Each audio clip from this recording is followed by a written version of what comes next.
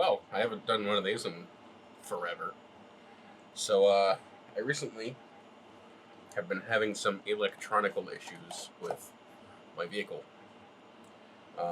Mainly the driver's side windows, pretty much the entire door harness, like the part that connects the speakers, the power door locks, the power windows, blah, blah, blah, blah, blah. And I don't have a portable soldering iron. I have a soldering gun, but you plug it into the wall. And when you're working on electronics on a car, you don't really want to be running an inverter off the battery, with the ignition, to power a soldering iron. Nor do I have an extension cord long enough to reach where my car is parked from my house. So, just get an extension cord or whatever, but where's the fun in that? I bought this. It is a welding head cleaning. It's just a soldering iron cleaner. It's got some like brass wool or whatever, copper wool, and just one of those chintzy cheap things. I got some flux paste and some what I'm assuming is it's Casey. It's Casey. It's me. It's just some cheap 0.6 solder, which I don't know if it's any good or not. I don't know the lead content. It says it's 0.01 SIN, so I'm assuming it's, and then it says 1.2%, so maybe 1.2% silver. I don't know. Hemingway.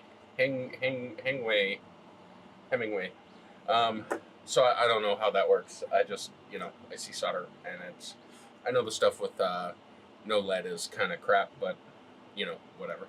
I also got this. This is a tiny USB-powered soldering iron. It says you can use it on a computer. Could you imagine if it's got like a built-in MP3 player? Wouldn't that be great? Just like, be careful putting it in your pocket. So literally all I've done is cut the tape so that I can just kind of, slurp it out of here. And we're going to check this out because this looks kind of funky chicken to me. I got it from Amazon. The place that I got, like the store that I got it was called the Bicycle Store. I don't know what you'd be soldering on a bike, but maybe new bikes have electrical systems that I don't know about because my fat ass hasn't ridden a bike in 6 or 7 years. But yeah, it's of course the it's not necessarily in Chinglish, but it's we have heating up in less than 15 seconds. These are all bullet points. These are I'll read the bullet points to you in the caution. Heating up in less than 15 seconds, cooling down in less than 30 seconds, long life tip with a protective cap, 1 button switch.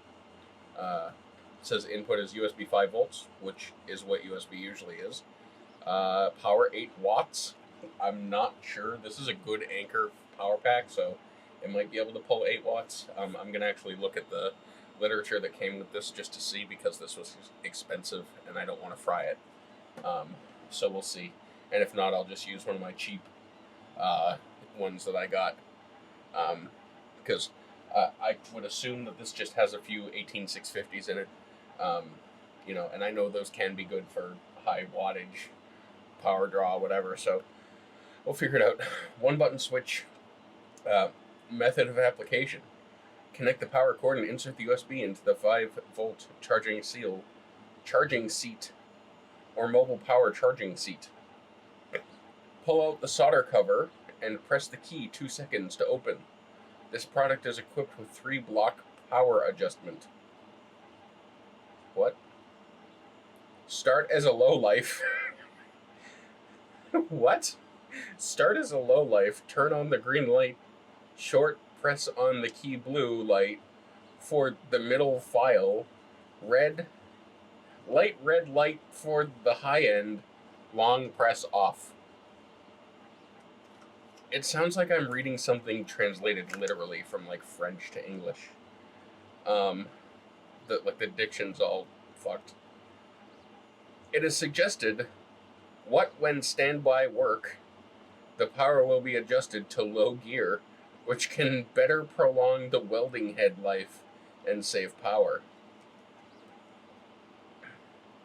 Just by the way, this is all that was given. There's no instruction booklet. This is the instruction booklet. So like, when it says start as a low life, I mean, we already have that covered, so we don't have to worry about that. But turn on the green light, short press on the key blue light for the middle file, light red for the high end, long press off. So maybe it has 3 power intensities. So like the first one is green, the middle one is blue, and then the highest, full chooch is red. And then you hold it to turn it off. Maybe that's what it's saying. I don't know. Handle the heated. This is the caution section. Handle the heated soldering iron with extreme care, as the high temperature of iron can cause fires or painful burns. The first time you use the soldering iron, it may smoke slightly as the heating element dries out. This is normal and should last approximately 10 megabytes. MUBYTES. Maybe it's got 10 megabyte storage. Never file the specially plated tip. Okay, so don't file the tip. But I doubt I'll be able to get it to focus on that. Approximately 10 megabytes. Right there in the middle. 10 megabytes. I'm assuming it's trying to say minutes. We'll give it the benefit of the doubt. Oh wow, this is really light. This is the soldering iron. Stupid light.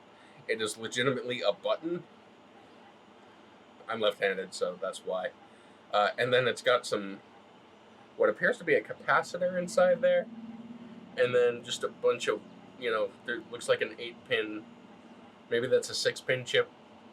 Can't really see all that great because stuff in the way. I really don't want to take this to bits. Oh, it screws. Oh, that's kind of cool. Okay, so I went to pull it, right? Oh, never mind. It's not kind of cool. I sit corrected. So the tip is changeable. It's got this collar that you can pull off, and then I don't want to break it. Oh yeah, we're not going to do that. I'm moving the wires inside. So maybe the tip is not changeable. I don't know. I'm not going to play with fire. Oh my god. This is like the cheesiest metal ever. I mean, it only costs $14, but still. It comes with a USB cable, presumably. I'm tempted to hook it into the computer, but at the same time, I really don't want to, because if it fries the computer. And then it comes with a little stand thing that you can, it's just legit just a folded piece of metal that, you rest it on, or whatever. And then is this a little tiny, it comes with a microscopic coil of solder. Okay, well, it looks as if it has been tinned. So it has worked at least once. Oh man. I'm really sketched out about this. At least it's a decent length. The wire, it's, so let's do this. Let's go full send. Actually, you know what? I'm gonna check and see what this can pull. I bought this power bank on Amazon a million years ago, so I can actually still look. All I gotta do is search Anchor, and then boom, there it is. 4.8 amp output. So I don't know what it means for watts, what I can put out, but I was right with the 18650s, and it uses LG batteries. It's a Anchor Power Core 20,100 milliamp hour, ultra high capacity. This one is the non-USB-C version, and currently it's $32. So if you are looking to pick up one, this thing is awesome. I love it. Believe it or not, Doug uses it more than I do for his portable speaker. But I really genuinely like this thing. Not sponsored. It comes with a little pouch and stuff. There's a better version. Like there's one with a USB-C connector if, you know, that's your bag. But it says 2.4 amps per port. Doesn't say anything about how many watts. But 8 watts isn't really all that much, at least, you know, in theory. You know, in my own head. I don't know much about electronics. 8 watts, like as an example, the power supply in my computer is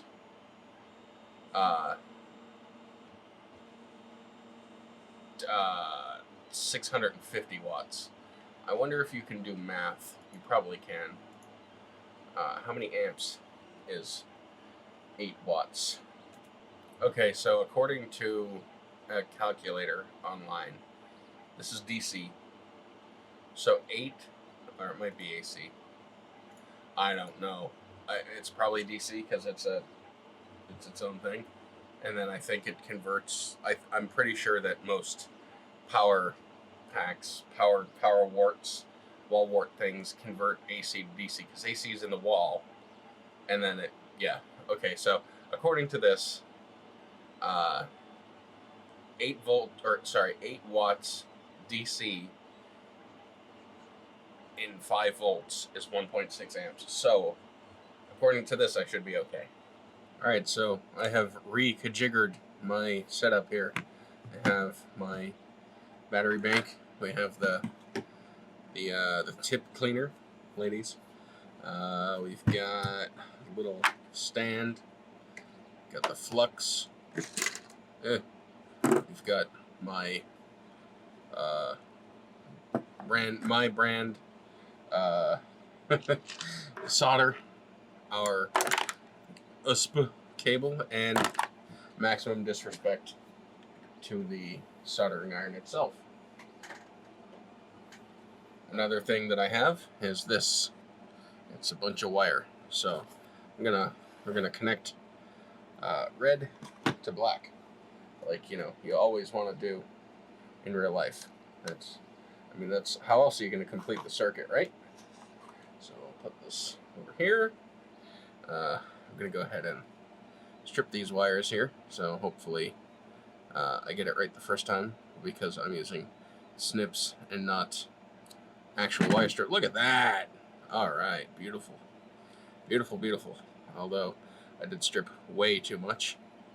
So I'll go ahead and we'll twist these guys together. We're going to take our battery bank. We're going to put one of these guys in here. We'll leave it in shot so that you know it's working. I know we're not exactly have the finest of camera angles. Wow, can I speak? Let's go ahead and get the... Wow! Alright. Self-ejecting solder flux. They make it impossible to open. There we go. Okay, so we got that. The way it looks on the camera screen is just looks like a candle without a wick. Seems to me you lived your life. I can't Elton John. I'm not even gonna try. Alright, so contact. The lights, dust blinking lights have come on. We'll go ahead and remove this. That would be good. I'm gonna hold the button. Hey, there's the green. Alright, so let's test my theory. Green, blue, red. Green, blue, red. Okay, so green is the base, blue is, you know, medium chooch, and then there's full chooch. So let's go blue. Let's see what happens. I'm gonna, where's my rest? I'll put that there just for a moment. Let's get some solder ready. Go ahead and do that. And the tip of this looks like it's already tinned. So I'm gonna actually take these guys and I'm gonna fold them over on themselves, just so that they're not, you know, huge, dealing with, wow, stay in camera shot, dealing with these big old pigtails, you know? So we got that. I can feel the heat coming off of this. My battery bank has not blown up yet, so that's good. We're gonna twist these together, like so. Yep, there's that. I'm gonna dip one in the solder flux here. This is the red.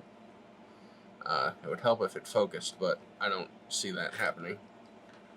And we'll do this. Yeah, there's a little smoky smoke. Look at that. Eats up the solder. And see if we can do this close range. Nope, not gonna work. So we'll do it like this. And look at that. Thing of beauty. Alright. This product is known in the state of California to cause cancer, or whatever the warning is. So, look at that. An absolute thing of beauty. I mean, it's sloppy as all hell, but, you know, who's gonna judge me? AVE? I don't think he'd watch my channel. Alright, so there's some more solder. And here's some more solder. Oh yeah. Oh yeah there, bud. Look at that. Absolute perfect soldering technique right here. As you do. So we will place back like so. And we're gonna take our two wires. We'll put them as close together as we can. You know, because that's how you're supposed to do it. Not really, but. And then, just for charts and gargles, because they're already tinned, I'm gonna twist these together. And then we'll get a little bit more solder on the end here. And that should just flow, much like the spice. The wires themselves are starting to get hot, like in my fingers. So we will move on down here. Of course, you know, the perfect solder joint right there. And yeah, it's pretty good, as Ian would say. That is, I mean, you know, this is not how you solder, but, you know, this is, wow, I have my front to back.